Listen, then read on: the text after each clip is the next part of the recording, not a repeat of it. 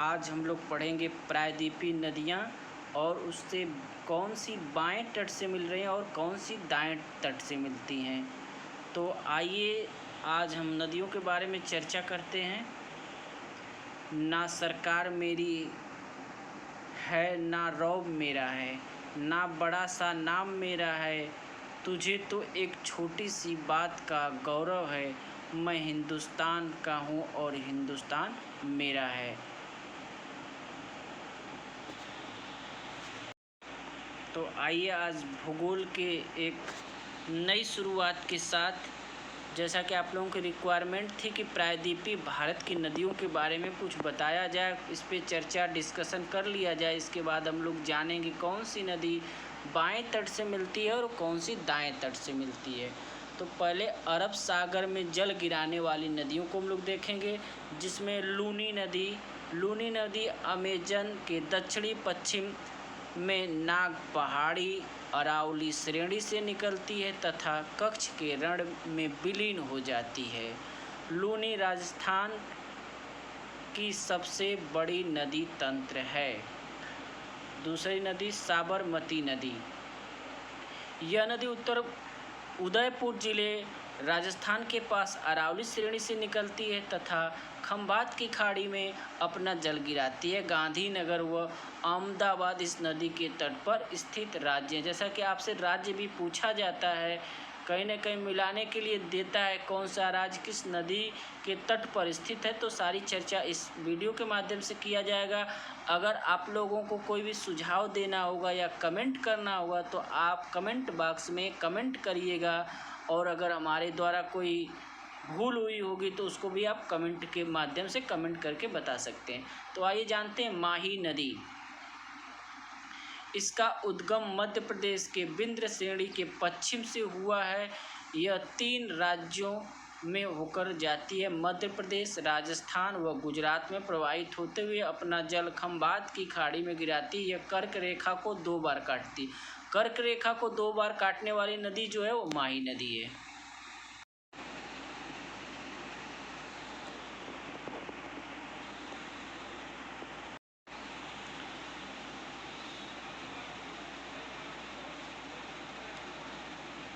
सतरंजी नदी गुजरात के अमरेली जिले से निकलती है तथा अपना जल खंभात की खाड़ी में गिराती है। नर्मदा नदी, यह मैकाल पर्वत पर स्थित अमरकंटक चोटी से निकलती है तथा दक्षिण में सतपुड़ा व उत्तर में विंध्य श्रेणी के मध्य यह भ्रंश घाटी में प्रवाहित होकर जबलपुर में भेड़ा घाट के संगमरमर की चट्टानों से धुआंधार जलप्रपात बनाती है। अंत में यह भटौच के दक्षिण में अरब सागर में गिरती है तथा ज्वार नदमुख का निर्माण करती है। यह अरब सागर में जल गिराने वाली नदियों में से सबसे लंबी नदी है। यह 3 राज्यों से होकर गुजरती है, मध्य प्रदेश, गुजरात, महाराष्ट्र व प्रवाहित होती है। नेक्स्ट, ताप्ती नदी, यह महादेव पर्वत के पास बैतूल जिले के मुल्ताई से निकलती है तथा सतपुड़ा श्रेणी व अजंता श्रेणियों के बीच भ्रंश घाटी में बहते हुए सूरत शहर के आगे खंभात की खाड़ी में अपना जल गिराती है। कावेरी नदी, यह कर्नाटक राज्य के कुर्ग जिले की बारागिरी की पहाड़ियों से निकलती है तथा तमिलनाडु में बहते हुए बंगाल की खाड़ी में अपना जल गिराती है। यह डेल्टा का निर्माण करती है। इसकी लंबाई 800 किलोमीटर लंबी है। इस नदी को द्रोणी का 3% भाग केरल में और 41% भाग कर्नाटक में व 56% भाग तमिलनाडु में पड़ता है। इसके ऊपरी जलग्रहण क्षेत्र में कर्नाटक, दक्षिणी पश्चिमी मानसून से व निम्न क्षेत्रों में तमिलनाडु उत्तर पूर्वी मानसून से वर्षा प्राप्त होती है। कावेरी नदी को दक्षिण भारत की गंगा के नाम से भी जाना जाता है। प्रमुख सहायक नदी, इसकी जो प्रमुख सहायक नदी कौन सी है? स्वर्णवती, भवानी, अमरावती नदी, कबिनी। दाहिने तट पर हेरिंग हेमावती, अक्रावती बाएं तट पर। बगाई नदी यह तमिलनाडु के बरसांद पहाड़ी से निकलकर तप्तामंदुरई शहर में बहते हुए पाक की खाड़ी में गिरती है। ताम्रपाणी नदी यह पालनी की पहाड़ियों से निकलती है तथा अपना जल मन्नार की खाड़ी में गिराती है। कृष्णा नदी यह प्रायद्वीपीय भारत की दूसरी सबसे लंबी नदी है। यह महाबलेश्वर चोटी से महाराष्ट्र से निकलती है तथा कर्नाटक, तेलंगाना, आंध्र प्रदेश में बहते हुए बंगाल की खाड़ी में गिरती है। यह भी डेल्टा का निर्माण करती है। विजयवाड़ा के निकट प्रमुख सहायक नदियां हैं। इसकी जो प्रमुख सहायक नदियां हैं कोयना, पंचगंगा, घाटप्रभा, मालप्रभा, दूधगंगा, मूसी, भीमा व तुंगभद्रा। पेन्नार नदी यह कर्नाटक के ददीदुर्ग पहाड़ी से निकलती है तथा आंध्र प्रदेश में बहते हुए बंगाल की खाड़ी में अपना जल गिराती है। ये अगले क्रम में जानते हैं प्रायद्वीपीय भारत की नदियां। बंगाल की खाड़ी में जल गिराने वाली दामोदर नदी यह नदी झारखंड में स्थित छोटा नागपुर पठार से निकलती है तथा ब्रंश घाटी में बहते हुए पश्चिम बंगाल में बहने वाली हुगली नदी से मिलती है। बराकर दामोदर नदी की एक प्रमुख सहायक नदी है। स्वर्णरेखा नदी यह रांची पठार झारखंड के दक्षिण पश्चिम से निकलती है तथा झारखंड, पश्चिम व उड़ीसा में बहते हुए यह अपना जल बंगाल की खाड़ी में गिराती है। यह जमशेदपुर नगर इसी नदी के किनारे बसा हुआ है। बैतरणी नदी यह उड़ीसा के कोयमंजर पठार से निकलती है तथा बंगाल की खाड़ी में जल गिराती है। ब्राह्मणी नदी यह रांची के पास कोयल व शंख दो नदियों के निकलने के बाद राउरकेला में मिलने से ब्राह्मणी नदी कहलाती है। महानदी इसकी कुल लंबाई 885 किलोमीटर है। यह छत्तीसगढ़ के रायपुर जिले में सिहाबा के पास से निकलती है तथा उड़ीसा में बहते हुए बंगाल की खाड़ी में अपना जल गिराती है। यह डेल्टा का निर्माण करती है तथा निचले मार्ग में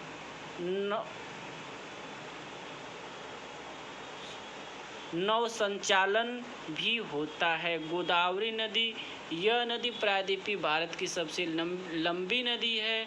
यह 1475 किलोमीटर है तथा इसका अपवाह तंत्र प्रायद्वीपीय नदियों की तुलना में सबसे बड़ा है। गोदावरी नदी नासिक महाराष्ट्र से निकलती है तथा तेलंगाना व आंध्र प्रदेश में बहते हुए राजमुंद्री के पास कई धाराओं में विभक्त होकर डेल्टा का निर्माण करती है। इसे दक्षिणी गंगा तथा वृद्ध गंगा के नाम से भी जाना जाता है। इसकी प्रमुख सहायक नदियां पूर्णा, पेनगंगा, बेनगंगा, इंद्रावती ये जो नदियां हैं ये गोदावरी के बाएं तट से मिलती हैं। मंजीरा दक्षिणी तट से मिलती है। ये उड़ीसा से निकलती है तथा छत्तीसगढ़ पठार में बहते हुए गोदावरी से मिल जाती है। इंद्रावती नदी इसकी लोकेशन मैप के माध्यम से देख सकते हैं आप लोग। गोदावरी, हुगली, स्वर्णरेखा, बैतरणी, ब्राह्मणी, महानदी, गोदावरी, नासिक से जो निकलती है गोदावरी, कृष्णा, महाबलेश्वर, पेन्नार, पुष्पगिरी, ब्राह्मणगिरी व कावेरी, बेगाई, ताम्रपाणी। तो ये भारत की कुछ मुख्य नदियां हैं। दामोदर नदी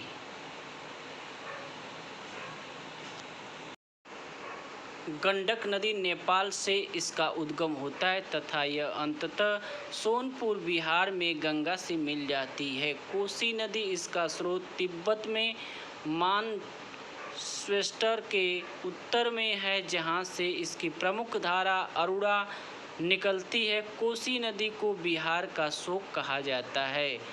महानंदा नदी। महानंदा गंगा के बाएं तट पर मिलने वाली अंतिम सहायक नदी है जो दार्जिलिंग की पहाड़ियों से निकलती है। रामगंगा नदी उत्तराखंड में गैरसैंण के निकट गढ़वाल की पहाड़ियों से निकलती है तथा कन्नौज उत्तर प्रदेश में गंगा से आकर मिल जाती है। गोमती नदी पीलीभीत जिले से निकलती है तथा गाजीपुर में गंगा नदी से मिलती है तथा लखनऊ व जौनपुर इसी नदी के किनारे बसे हुए शहर हैं। घाघरा नदी तिब्बत के पठार में स्थित मापचांगो हिमनद से निकलती है तथा बाराबंकी जिला में शारदा नदी जिसे काली नदी भी कहते हैं, इससे आकर मिलती है और अंततः यह छपरा बिहार में गंगा से मिलती है। सोन नदी यह मध्य प्रदेश में अमरकंटक की पहाड़ियों से निकलती है तथा पटना के पहले गंगा के दाईं तट से इसमें मिल जाती है। आगे गंगा की प्रमुख सहायक नदियाँ। यमुना सबसे लंबी सहायक नदी। रामगंगा, गोमती, घाघरा, गंडक, कोसी, महानदी ये दाहिने तरफ से मिलती हैं गंगा में। गंगा में दाहिने तरफ से मिलने वाली जो नदियाँ हैं, यमुना सबसे बड़ी नदी है, रामगंगा, गोमती, घाघरा, गंडक, कोसी, महानदी, सोन। नेक्स्ट यमुना नदी। इस नदी का उद्गम उत्तराखंड में बंदरपूंछ श्रेणी की पश्चिमी ढाल पर स्थित यमुनोत्री हिमनद से हुआ है। यमुना नदी गंगा की सबसे पश्चिमी व सबसे लंबी नदी है जो गंगा से इलाहाबाद में आकर मिलती है। प्रायद्वीपीय पठार से निकलने वाली चंबल, सिंध, बेतवा, केन इसके दाहिने तट पर मिलने वाली सहायक नदियां हैं। इसके बाएं तट पर हिंडन, रिंद, सेंगर, वरुणा आदि नदियां मिलती हैं। चंबल नदी मध्य प्रदेश के मालवा पठार के महू के निकट से निकलती है तथा राजस्थान के कोटा में बहते हुए उत्तर प्रदेश यमुना से आकर मिलती है। यह अपने उत्खात भूमि के लिए प्रसिद्ध है। चंबल अपने उत्खात भूमि के लिए प्रसिद्ध नदी है। गंगा नदी हरिद्वार उत्तराखंड के बाद मैदानी क्षेत्रों में प्रवेश करती है तथा अपने दक्षिणी पूर्व में बहते हुए इलाहाबाद उत्तर प्रदेश में पहुंचती है, जहां इसे यमुना नदी, गंगा नदी सबसे बड़ी सहायक नदी आकर मिलती है। इसके बाद यह बिहार व पश्चिम बंगाल में प्रवेश करती है। पश्चिम बंगाल में यह दो वितरिकाताओं माने दो धाराओं में बट जाती है।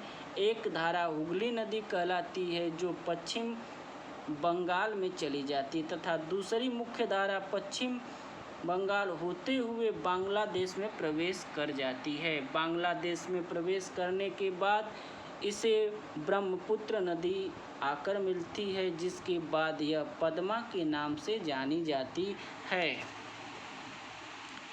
अंत में यह बंगाल की खाड़ी में अपना जल गिराती है। गंगा नदी तंत्र।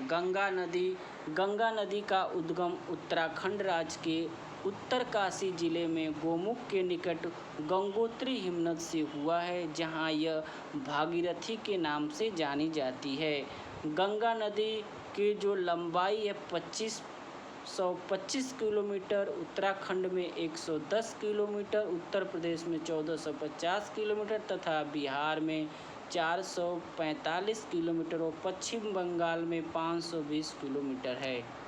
उत्तराखंड के देवप्रयाग में भागीरथी अलकनंदा नदी से मिलती है तथा इसके बाद यह गंगा कहलाती है। अलकनंदा नदी का स्रोत बद्रीनाथ के ऊपर सतोपत हिमनद से हुआ है। भागीरथी से देवप्रयाग में मिलने से पहले अलकनंदा से कई सहायक नदियां आकर मिलती हैं, जिन्हें कई बार कूट के माध्यम से मिलाने के लिए आप लोगों को देता है। तो आइए इसको भी आप लोग देखिए। स्थान देवप्रयाग, भागीरथी और अलकनंदा। रुद्रप्रयाग मंदाकिनी, अलकनंदा। कर्णप्रयाग, पिंडार व अलकनंदा। नंदप्रयाग, नंदाकिनी व अलकनंदा। विष्णुप्रयाग, धौली गंगा व अलकनंदा।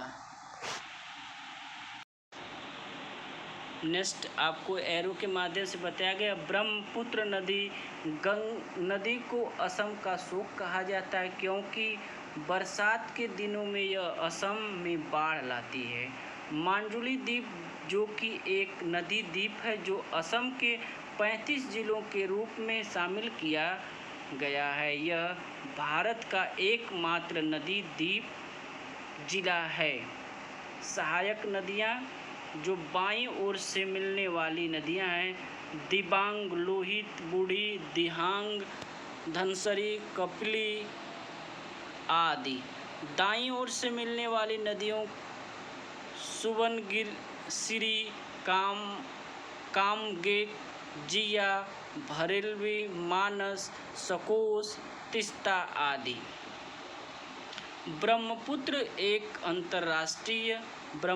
नदी एक अंतर्राष्ट्रीय नदी है जो 3 देशों तिब्बत, चीन, भारत व बांग्लादेश में बहती है। ब्रह्मपुत्र नदी के बारे में आपको पीछे बताया गया। उसका नदी तंत्र जो है ब्रह्मपुत्र नदी का उद्गम कैलाश पर्वत श्रेणी के मानसरोवर झील के निकट चेमांगयुंगडुंग हिमनद से हुआ है। ब्रह्मपुत्र नदी की कुल लंबाई 2900 किलोमीटर है। 916 किलोमीटर। भारत में ब्रह्मपुत्र नदी तिब्बत में पूर्व की ओर बहते हुए नामचा बरवा 7755 मीटर के पास एक महाखंड का निर्माण करते हुए दिहांग गार्ज भारत में अरुणाचल प्रदेश राज्य में प्रवेश करती हैं। आइए आगे देखते हैं रावी नदी के बारे में। यह हिमाचल प्रदेश की कुल्लू पहाड़ियों से रोहतांग दर्रे के पश्चिम से निकलती है तथा पंजाब में बहते हुए पाकिस्तान में चेनाब नदी से मिल जाती है। भारत में इसकी लंबाई 725 किलोमीटर है। ब्यास नदी यह हिमाचल प्रदेश में रोहतांग दर्रे के निकट ब्यास कुंड से निकलती है तथा पंजाब में हरिके बैराज नामक स्थान पर सतलज नदी से मिल जाती है। सतलज नदी यह तिब्बत में राकसताल से निकलती है जहां इसे लांगचेन खंभाब के नाम से जाना जाता है। यह शिपकिला दर्रे के पास से बहते हुए हिमाचल प्रदेश तथा पंजाब में प्रवेश करती है। हरिके बैराज पंजाब में इसको ब्यास नदी से मिल जाती है। झेलम नदी कश्मीर घाटी के दक्षिण पूर्व भाग में पीर पंजाल श्रेणी के गिरिपद में स्थित वेरीनाग झील से निकलती है। अपने उत्तर पश्चिम में बहते हुए यह नदी श्रीनगर व बुलर झील में बहते हुए पाकिस्तान में प्रवेश करती है।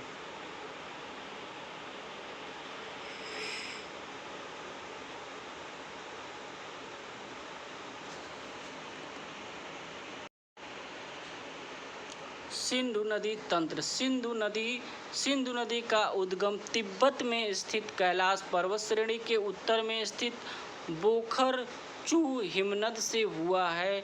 तिब्बत में सिंधु नदी को सिंगी खंबात अथवा शेर मुख कहते हैं। उत्तर पश्चिम दिशा में बहते हुए यह भारत में प्रवेश करती है। वह लद्दाख व जास्कर श्रेणियों के नीचे बहते हुए गिट के पास एक महाखंड का निर्माण करती है जिसे सिंधु गार्ज के नाम से जाना जाता है। भारत में सिंधु नदी जम्मू कश्मीर राज्य के केवल लेह जिले से होकर गुजरती है। सिंधु नदी की कुल लंबाई 2880 किलोमीटर है।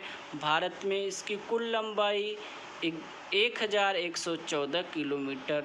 वह सिंधु नदी एक पूर्ववर्ती नदी है जो 3 देशों में बहने के कारण इसे अंतर्राष्ट्रीय नदी के अंतर्गत रखा जाता है।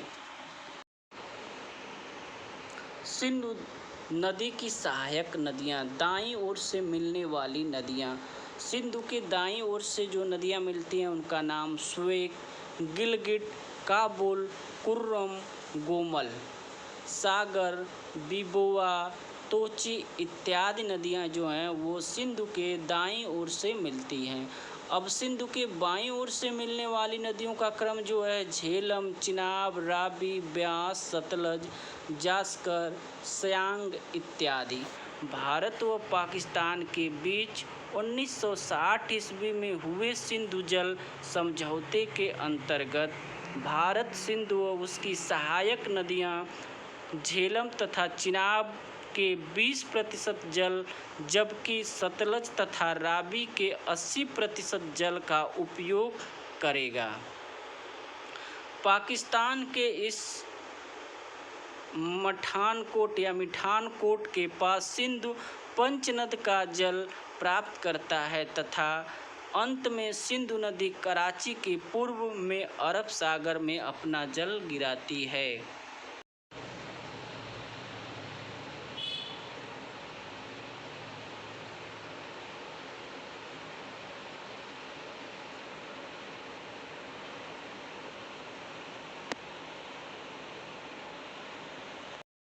दर्रा के बारे में देखते हैं, एक मैप के माध्यम से बताने का प्रयास।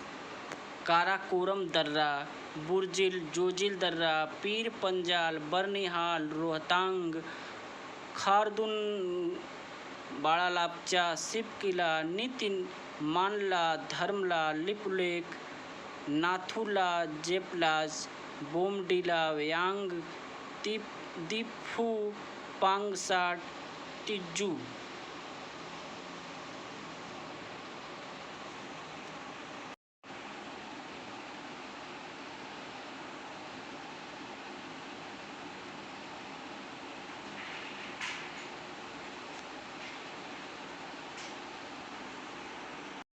तो आज के लिए बस इतना ही। आगे और आप लोगों को इस सहायक नदियों से वीडियो देने का प्रयास किया जाएगा। तो आज के लिए बस इतना ही मित्रों, धन्यवाद। और आप जो भी त्रुटि हो या जो भी मानवीय गलतियां होंगी उसे आप लोग अपने कमेंट बॉक्स में कमेंट ज़रूर करिए। धन्यवाद।